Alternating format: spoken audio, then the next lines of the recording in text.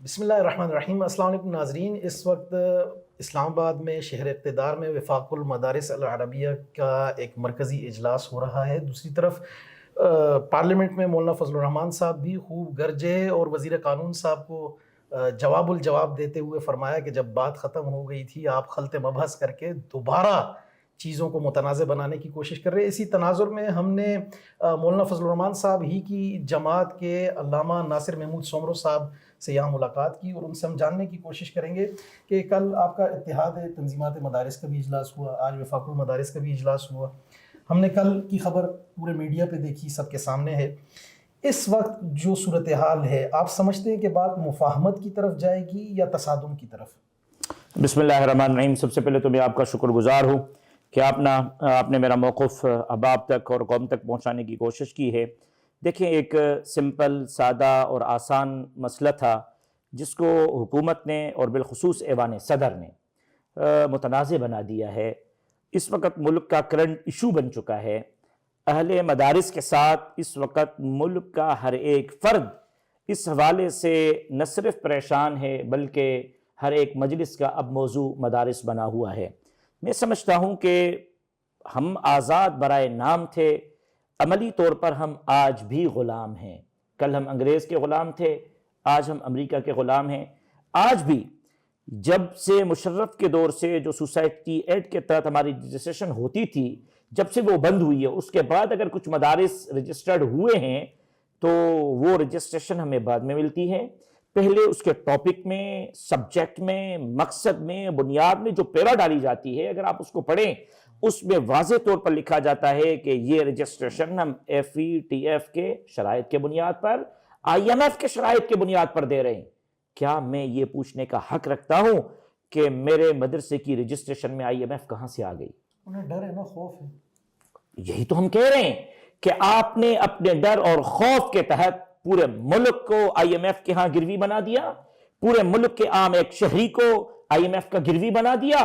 کیا اب باقی جو ہمارا مدرسہ رہ گیا ہے اس کی آزادی اور حریت سلب کر کے آپ ہمیں بھی امریکہ کے ماتحت بنانا چاہتے ہیں، FETF کے ماتحت بنانا چاہتے ہیں؟ اگر یہ مطالبہ ہمارے علماء کا ہے، اہل مدارس کا ہے، ہم ان کے ساتھ بیٹھنے کے لیے تیار ہیں۔ وفاق المدارس کو آپ چھوڑ کے گئے، ہم نے نہیں چھوڑا۔ نیا بورڈ آپ نے بنایا، ہم نے نہیں بنایا، آئے آج بھی بیٹھے ہمارے ساتھ۔ اگر یہ مطالبہ FETF کا ہے، اگر یہ مطالبہ IMF کا ہے، اگر یہ مطالبہ جرنلوں کا ہے، اور پھر وہی مطالبہ میرا کوئی عسکری مولوی کرے تو پھر میں اس سے سوال کرنے کا حق نہیں رکھتا۔ پھر وہ محب وطن اور میں غدار۔ ٹھیک ہے، آپ محب وطن رہیں، ہمارے محب وطن کے لیے آپ کے سرٹیفکیٹ کی ضرورت نہیں، لیکن یہ سوال ضرور بنے گا کہ آپ نے محب وطن کا سرٹیفکیٹ اپنے سر لے کر مدارس کو ایسی تنگ گلی میں دھکیلنے کی کوشش کی جہاں مدرسے کا نظام تعلیم، مدرسے کا نصاب تعلیم آزاد نہیں رہتا۔ آج پوری مسلم دنیا آپ کے سامنے ہے۔ میں آپ سے پوچھنا چاہتا ہوں، مجھے بتائیں کہ سعودی عرب میں اس طرح کا کوئی مدرسہ موجود ہے؟ کیا متحدہ عرب امارات میں موجود ہے؟ کسی بھی مسلم دنیا کے اندر اسی طرح آزادانہ طور پر کیا قرآن اور حدیث کی تعلیم دی جاتی ہے جس طرح پاکستان کے اندر دی جاتی ہے؟ اس کا کریڈٹ جاتا ہے تو وفاق المدارس العربیہ پاکستان کو جاتا ہے، اور اسی حریت اور آزادی کو برقرار رکھنے کی جنگ لڑ رہے ہیں، اور یہ جنگ ہم جیتیں گے، ہر حال میں جیتیں گے۔ حکومت کی اتنی سخت اور وقت اور حیثیت ہی نہیں کہ وہ مدارس کے اس ایکٹ کو روک سکے۔ سمرو صاحب، آپ نے فرمایا عسکری مولوی، یقیناً آپ کا اشارہ اب تو اشاروں کے نہایوں تک بات بھی نہیں رہی۔ مفتی عبدالرحیم صاحب تو ان کے ہاں بھی تو قرآن و حدیث، ترجمہ، سارا سلیبس یہی مذہبی لٹریچر ہی پڑھایا جاتا ہے۔ آخر کہاں تناؤ ہے، کہاں دوری ہے؟ وہ دوری وہ قربت میں کیوں نہیں بدل سکتی؟ مفتی عبدالرحیم صاحب کل سے ویڈیوز چلا رہے ہیں اور مولانا کی طرف ایک آنے کی کوشش کر رہے ہیں، ملاقات کرنا چاہ رہے ہیں، اور پوری رات وہ ایک بڑا اچھا جیسچر دیا انہوں نے اور اس خواہش کا اظہار کیا کہ یہ میرے بڑے ہیں، جبکہ دوسری طرف ہم دیکھتے ہیں کہ انہی سے منسلک کچھ لوگ عجیب و غریب باتیں کر کے مزید دوریاں کر دیتے ہیں۔ تو کیا یہ قربت ہو سکتی ہے، یہ اختلاف ختم ہو سکتا ہے؟ میری مراد صرف مولانا عبدالرحیم صاحب نہیں، لیکن اس وقت ہیڈ تو وہی ہے۔ جامعۃ الرشید دیکھیں، دیکھیں آپ پریس کانفرنس اٹھا کے دیکھ لیں، جو اس وقت وزارت تعلیم کے ماتحت ہونے کا بیان دے رہے ہیں اس میں جو بھی ہے، اگر میرے مکتب فکر سے میرے تو اتنے مدارس جو بھی ہیں، پہلی بات تو یہ کہ میں کسی کی ذات پر حملہ نہیں کر رہا، میں ان سب کو اس پوری سنہروں کا ذمہ دار سمجھ رہا ہوں جو اس وقت وزارت تعلیم کے ماتحت جانا چاہتے ہیں۔ ہمارے دروازے پہلے بھی بند نہیں تھے، اب بھی بند نہیں ہیں۔ اگر آپ اب ملنا چاہتے ہیں تو میں آپ سے پوچھتا ہوں کہ آپ نے وفاق المدارس کے پیٹھ میں چھڑا کیوں کھونپا؟ آپ نے کیا ضرورت پیش آئی کہ آپ نے وفاق کی طرف توبہ کریں؟ آپ واپس آئیں، آپ ہمیں مجبور کر رہے ہیں کہ ہم وزارت تعلیم کے تحت آئیں، آپ ہمارے اکابر کو آنکھیں دکھا رہے ہیں۔ اس وقت میں یہ سمجھتا ہوں کہ ملک کی 99.9% کے ہاں حجت حضرت مولانا مفتی محمد تقی عثمانی دامت برکاتہ اللہ علیہ ہیں، حضرت مولانا فضل الرحمان دامت برکاتہ اللہ علیہ ہیں۔ اکثریت کو اقلیت کے سامنے جھکانے کی کوشش کی جا رہی ہے۔ اگر آپ کی رائے اکابر نے قبول نہیں کی، اگر آپ کی رائے اکابر نے تسلیم نہیں کی، تو اس کا یہ مقصد نہیں ہے کہ آپ اپنی رائے کو فیصلہ بنا دیں، پھر یہی ہوگا جو آج ہو رہا ہے۔ اس وقت اگر ہمارے مسلک کو تقسیم کیا جا رہا ہے یا ہمارے مدرسے کو تقسیم کیا جا رہا ہے، اس کا ذمہ دار میں یا میرا اکابر یا میرا وفاق یا میرا قائد نہیں، بلکہ اس کے ذمہ دار آپ ہیں، اور اس کا جواب وہی دے سکتے ہیں۔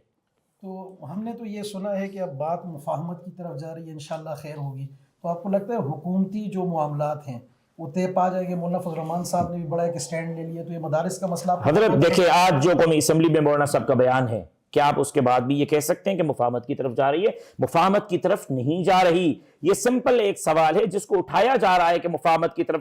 ہم اپنے موقف پر ڈٹے ہوئے ہیں، ہم اپنے موقف کو تسلیم کروانے کی طرف بڑھ رہے ہیں۔ آج بھی قومی اسمبلی کے اندر قائد جمعیت اور سرپرست وفاق المدارس العربیہ پاکستان کا جو بیان ہے وہ ایک اسی کڑی پہ کہ بھائی یہ آئین بن چکا، یہ ایک بن چکا۔ اگر آج آپ اس کو نظیر بنا دیں گے کہ بھائی ایک ایکٹ جو 10 دن لیٹ ہوا وہ آئین کہہ رہا ہے کہ وہ قانون بن چکا ہے، اگر آپ اس کو دوبارہ اسمبلی میں لے آئیں، دوبارہ اس کو بل کو منظور کروائیں، تو پھر کل کوئی اور صدر مملکت ہوگا، پھر کوئی اور عارف علوی آ کے بیٹھے گا، پھر وہ 10 دن آپ کے کسی قانون پر، آپ کے کسی منظور شدہ بل پر دستخط نہیں کرے گا، پھر وہ کیا آئین بنے گا یا نہیں بنے گا؟ کیا پھر اس کو دوبارہ اسمبلی کے اندر لے آئیں گے؟ ایک بنڈورا باکس کھول رہے ہیں جس سے ملک کو نقصان ہوگا۔ ہم یہ کہتے ہیں کہ بھائی سینٹ آف پاکستان نے، قومی اسمبلی نے مدارس رجسٹریشن ایکٹ کو منظور کر لیا ہے، 10 دن تک اس پر کوئی اعتراض نہیں ہوا۔ اگر کوئی اعتراض ہوا تو قومی اسمبلی کے اسپیکر نے اس قلم کی نوک جھونک کو ٹھیک کر کے صدر مملکت کو بھیج دیا۔ 10 دن گزرنے کے بعد آئین کہتا ہے، پاکستان کا قانون کہتا ہے کہ یہ ایکٹ منظور ہو چکا، یہ قانون بن چکا، اب کوئی نیا مطالبہ نہیں، کوئی مفاہمت نہیں، سیدھا سا ایک پیغام جو رات کو اتحاد تنظیمات مدارس نے دیا ہے کہ گزٹ نوٹیفیکیشن جاری کرو، اور انشاءاللہ گزٹ نوٹیفیکیشن جاری ہوگی۔ اگر نہیں ہوتی تو انشاءاللہ ہم تو دمادم مس کلندر کے لیے تیار بیٹھے ہوئے ہیں، لیکن چونکہ یہ معاملہ اتحاد تنظیمات مدارس کا ہے، یہ معاملہ وفاق المدارس کا ہے، پھر اسی قیادت نے یہ فیصلہ فرمایا کہ ہم اگلی بیٹھک کریں گے اور اس میں پھر فیصلہ کریں گے کہ ہم کس طرف جا رہے ہیں۔ مولانا صاحب میرا آخری سوال آپ سے ہے، آپ تقریباً 3 نسلوں سے، آپ کے دادا رحمۃ اللہ علیہ، والد صاحب شہید رحمۃ اللہ علیہ، اور آپ کے بھائی بھی، آپ بھی پیپلز پارٹی کے خلاف ایک مقامی آپ کی پولیٹکس رہی، سیاست رہی، لیکن موجودہ ہم نے 26ویں آئینی ترمیم میں دیکھا کہ آپ بلاول صاحب کے ساتھ بھی بیٹھے۔ بلاول صاحب تو مولانا کے گھر کے باہر پہرا دیے بیٹھے تھے، جو آتا انہیں لے جاتے۔ تو اب بلاول صاحب کو آپ اس وقت کیا پیغام دیں گے؟ یہ کیا ہو گیا؟ مطلب جب ایک چیز 3 نسلوں کی آپ نے بھلا کے ان کے ساتھ۔ بلاول صاحب کو تو پہلے یہ پیغام دوں گا کہ درنگی چھوڑ یا کرنگ ہو جا، سراسر موم بن یا پھر سنگ ہو جا۔ آپ نے تو مولانا صاحب کو بلاول ہاؤس میں کہا تھا، اور اس میٹنگ میں بھی تھا، کہ مولانا صاحب میں آپ کے ساتھ چلنا چاہتا ہوں۔ مولانا صاحب میری زبان ہے، میں آپ کے ساتھ اس 26ویں آئینی ترمیم کے مسودے پر کھڑا رہوں گا۔ آپ نے جو باتیں کہی تھیں وہ اس مجلس کی امانت میں یہاں نہیں کہنا چاہتا۔ کیا اس بلاول ہاؤس کراچی کی میٹنگ میں، جس کے بعد پریس کانفرنس ہوئی رات کو 12:30 بجے، جس میں یہ طے ہوا، اعلان ہوا کہ پیپلز پارٹی اور جے یو آئی ایک پیج پہ ہے، کیا اس میٹنگ کے اندر مدارس کی رجسٹریشن کا معاملہ طے ہوا تھا یا نہیں ہوا تھا؟ اگر آپ نے میرے قائد کے ساتھ ایگری کیا، اپنے گھر کے اندر ایگری کیا، تو کیا آپ اپنے اتنے بے روادار بن گئے ہیں کہ آپ اپنے گھر میں مہمان کو بلا کر وہاں کوئی چیز طے کر کے، معاہدہ کر کے، تسلیم کر کے، وعدہ کر کے اس کی وعدہ خلافی کر رہے ہیں؟ کہ آپ اتنے بے مروت بن گئے؟ آپ نے تو وعدہ کیا ہے، اس وعدے کو آپ پانی دیں۔ یا آپ ایوان صدر کے ساتھ کھڑے رہیں، یا اپنے باپ کے ساتھ کھڑے رہیں، یا پھر آپ اپنی زبان کے ساتھ کھڑے رہیں۔ آپ کے پاس تیسرا کوئی راستہ نہیں۔ اور جہاں تک ہمارا تعلق ہے، ہم نے اپنے ضمیر کے مطابق، ہمارے آباء و اجداد نے اپنے ضمیر کے مطابق ایک سیاست کی ہے، سیاست کر رہے ہیں۔ میں سمجھتا ہوں سندھ پیپلز پارٹی کے ہاتھوں سے کب کا نکل چکا ہے۔ اس وقت ان کی سیاست 2 بیساکھیوں پر ہے۔ ایک معذور بندہ ہوتا ہے نا، جس کی دونوں ٹانگیں نہیں۔ سندھ میں یقین جانیے کہ عوامی طور پر پیپلز پارٹی معذور ہے. اس وقت اس کو دو بیساکھیاں ہیں, ایک اسٹیبلشمنٹ کی بیساکھی ہے اور ایک سرداروں, بڈیروں, خانوں اور نوابوں کی بیساکھی ہے. اگر میں یہ کہوں تو حق بجانب ہوں گا کہ سندھ اس وقت پیپلز پارٹی سندھ میں اگر سیاست کر رہی ہے تو سرداروں, خانوں, نوابوں اور اسٹیبلشمنٹ کے مرہون منت کر رہی ہے, عوام کے مرہون منت نہیں کر رہی. مستقبل انشاءاللہ سندھ میں جمعیت علماء اسلام کا ہے. خلائی مخلوق ہر جگہ پہ اپنی ٹانگ اڑا رہی ہے اور حکومتیں بنانا اور بگاڑ, بس وہ اس کا تسلسل تو بڑھے گا نا, اس کے اثرات تو پڑ رہے ہیں. اللہ ہمیں محفوظ رکھے اور ہمیں اللہ رب العزت اپنے مدارس کی حفاظت کے لیے کردار ادا کرنے کی توفیق عطا فرمائے.